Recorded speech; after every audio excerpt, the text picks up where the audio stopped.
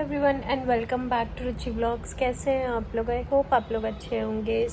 आज का जो व्लॉग है वो कोई भी डेली व्लॉग से रिलेटेड नहीं है और ना ही कोई ऐसा व्लॉग है जिसमें मैं कुछ आपको ऐसा कुछ इम्पॉर्टेंट अपडेट देने वाली हूँ। बट हाँ, ये मेरी पर्सनल लाइफ से रिलेटेड व्लॉग है और यूट्यूब पे बहुत सारे लोग ऐसे हैं जो कि मेरे बारे में जानना भी चाहते हैं और मुझसे रिलेटेड भी क्वेश्चंस हैं जो कि लोगों ने किए हैं। सो मैंने सोचा कि चलो मैं आज उन सभी सवालों के जवाब देती हूँ।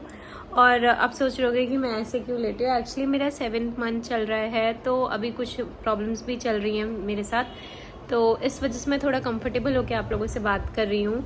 और चलो स्टार्ट करते हैं धीरे धीरे। सारे जितने भी क्वेश्चंस आपने अभी तक मेरे से यूट्यूब पे पूछे हैं और मेरे सब्सक्राइबर्स हैं या शायद वो नए हैं जो जुड़ रहे हैं धीरे धीरे, तो उन सब के क्वेश्चंस का आंसर मैं इस वीडियो में देने वाली हूँ। वीडियो को एंड तक देखना, उम्मीद है आपको ये वीडियो पसंद आएगा। और भी कोई आपके क्वेश्चंस होंगे तो आप मेरे से क्वेश्चन कर सकते हो और आगे आने वाले वीडियोज़ में मैं उन सभी सवालों का जवाब ज़रूर दूँगी।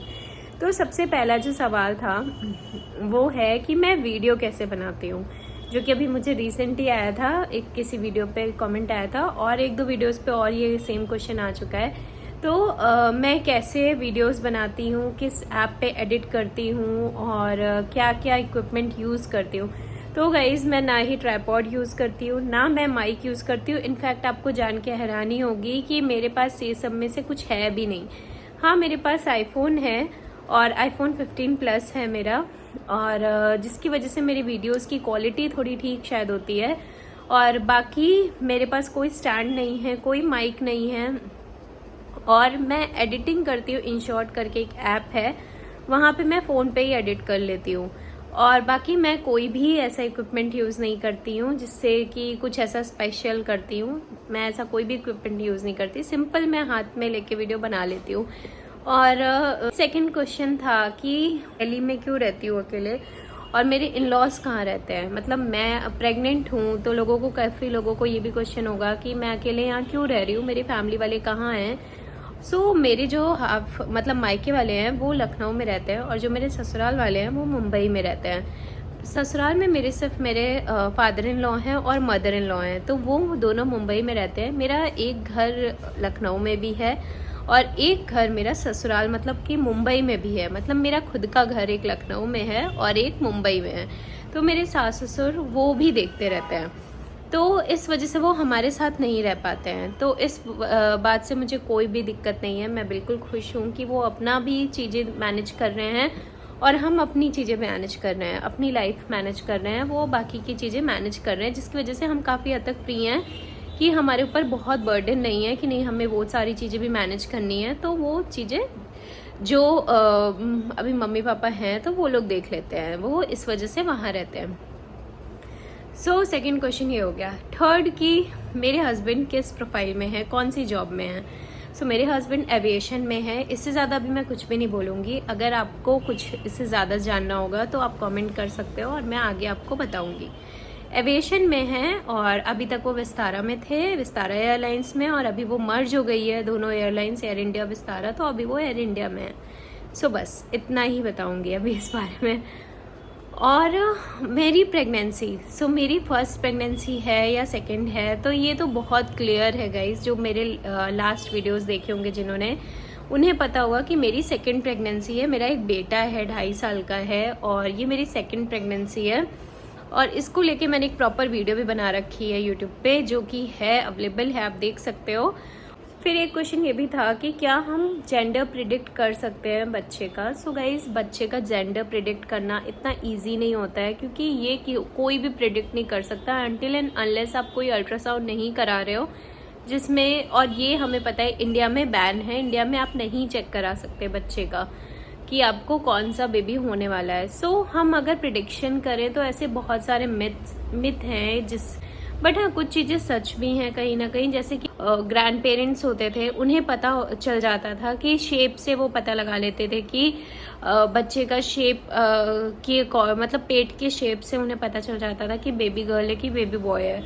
उसके बाद बहुत सी ऐसी, जैसे किसी को वॉमिटिंग ज़्यादा होती, तो मुझे लगता है ये सारी चीज़ें ऐसा नहीं होता, क्योंकि मुझे कुछ लोगों को बेबी गर्ल में वॉमिटिंग होती है, कुछ लोगों को बेबी बॉय में होती है, कुछ लोगों को दोनों में होती है। तो ये सारी चीज़ें हार्मोनल चेंजेस से होती हैं। और शेप जो होता है बच्चे हमारे स्टमक मतलब हमारा जो टमी का शेप होता है वो यूट्रस के साइज के हिसाब से होता है। सो वो सबका डिफरेंट डिफरेंट होता है। अब ज़रूरी नहीं है कि आपका शेप यूं है और आपको बेबी बॉय होगा, तो ऐसा नहीं होता। तो ये मिथ होता है।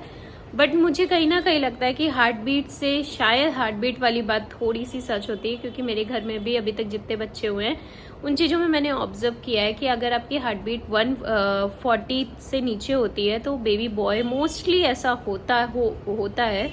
ये नहीं कह रही हूँ कि नहीं ये सच है, बट हाँ ये भी मिथ ही है, माना गया है। बट जहाँ तक मुझे लगता है कि शायद ये सच है। और 140 के ऊपर होता है तो बेबी गर्ल होता है शायद। This is even not true, but हाँ हो सकता है ऐसा।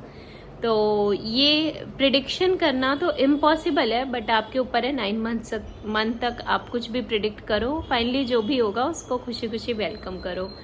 सो ये एक सबसे बड़ा क्वेश्चन होता है कि प्रिडिक्शन का टेंशन हो जाता है लोगों को कि कौन सा बेबी होगा। सो